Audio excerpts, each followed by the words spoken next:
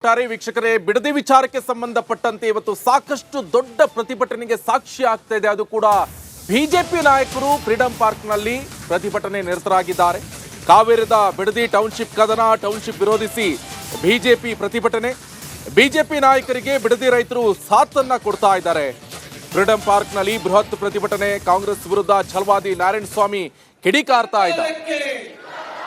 ನೀರಾವರಿ ಜಮೀನನ್ನ ಫಲವತ್ತಾದ ಜಮೀನನ್ನ ಕಬ್ಜೆ ಮಾಡ್ತಾ ಇರುವ ಸರ್ಕಾರಕ್ಕೆ, ನಗರ ನಿರ್ಮಾಣಕ್ಕಾಗಿ ರಾಮನಗರದ ಬಿಡದಿಯ ಫಲವತ್ತಾದ ಜಮೀನನ್ನು ವಶಪಡಿಸಿಕೊಳ್ತಾ ಇರುವ ಸರ್ಕಾರಕ್ಕೆ, ರೈತ ವಿರೋಧಿ ಸರ್ಕಾರಕ್ಕೆ,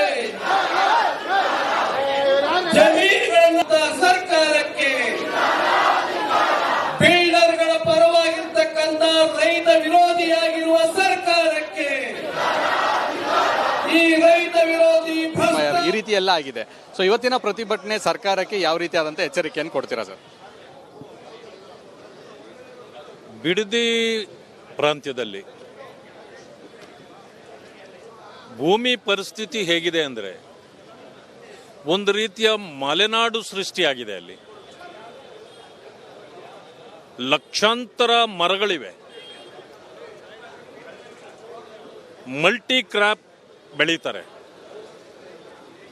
ಮಲೆನಾಡಿನಲ್ಲಿ ಏಲಕ್ಕಿ ಹೇಗೆ ಬೆಳೀತಾರೆ, ಆಪಲ್ ಬೆಳೀತಾರೆ, ನೋಡಿದ್ದೇನೆ. ಅಲ್ಲಿ ಆಪಲ್ ಗಿಡಗಳಿದೆ, ತೆಂಗು, ಅಡಿಕೆ, ಸಪೋಟ, ಗೋವಾ ಅಂದರೆ ಸೀಬೆಕಾಯಿ, ಹೀಗೆ ಎಲ್ಲ ರೀತಿಯ ಇದನ್ನು ಬೆಳೀತಕ್ಕಂಥ ಅಂಥ ಒಂದು ಫಲವತ್ತಾದ ಭೂಮಿಯನ್ನು ಯಾತಕ್ಕೆ ಟೌನ್ಶಿಪ್ ಮಾಡಬೇಕಂತೇಳಿ ಸರ್ಕಾರಕ್ಕೆ ತಲೆಗೆ ಬಂದಿದೆ ಅಂತ ಗೊತ್ತಾಗೋದಿಲ್ಲ. ಒಂದೇ ನಿಮಿಷ. ಓಕೆ, ಬಿಡದಿ ರೈತರ ಜಮೀನನ್ನ ವಶಪಡಿಸ್ಕೊಳ್ಬಾರ್ದು, ಸರ್ಕಾರ ಕೂಡಲೇ ವಾಪಸ್ಸನ್ನ ಬಿಡಬೇಕು ಅನ್ನೋಂಥ ವಿಚಾರವಾಗಿ ಇವತ್ತು ಬಿಜೆಪಿ ಪ್ರತಿಭಟನೆಯನ್ನ ಮಾಡ್ತಾ ಇದೆ. ನಮ್ಮ ಜೊತೆ ಮೇಲ್ಮನೆ ವಿಪಕ್ಷ ನಾಯಕರಾದಂಥ ಛಲವಾದಿ ನಾರಾಯಣಸ್ವಾಮಿ ಅವರಿದ್ದಾರೆ, ಅವ್ರನ್ನ ಮಾತಾಡ್ಸೋಕ್ನಿ. ಸರ್, ನಿನ್ನೆಷ್ಟೇ ಬಿಡದಿ ರೈತರ ಮನೆಗೆ ಹೋಗಿದ್ರ. ಸೊ ಒಂದಷ್ಟು ಈಗಾಗಲೇ ಗಲಾಟೆಯಾಗಿ ರೈತರು ಅಧಿಕಾರಿಗಳ ವಿರುದ್ಧ ತಿರುಗಿಬಿದ್ದಿ FIR ಈ ರೀತಿ ಎಲ್ಲ ಆಗಿದೆ. ಸೊ ಇವತ್ತಿನ ಪ್ರತಿಭಟನೆ ಸರ್ಕಾರಕ್ಕೆ ಯಾವ ರೀತಿಯಾದಂಥ ಎಚ್ಚರಿಕೆಯನ್ನು ಕೊಡ್ತೀರಾ ಸರ್? ಬಿಡದಿ ಪ್ರಾಂತ್ಯದಲ್ಲಿ ಭೂಮಿ ಪರಿಸ್ಥಿತಿ ಹೇಗಿದೆ ಅಂದರೆ ಒಂದು ರೀತಿಯ ಮಲೆನಾಡು ಸೃಷ್ಟಿಯಾಗಿದೆ. ಅಲ್ಲಿ ಲಕ್ಷಾಂತರ ಮರಗಳಿವೆ, ಮಲ್ಟಿ ಕ್ರಾಪ್ ಬೆಳೀತಾರೆ.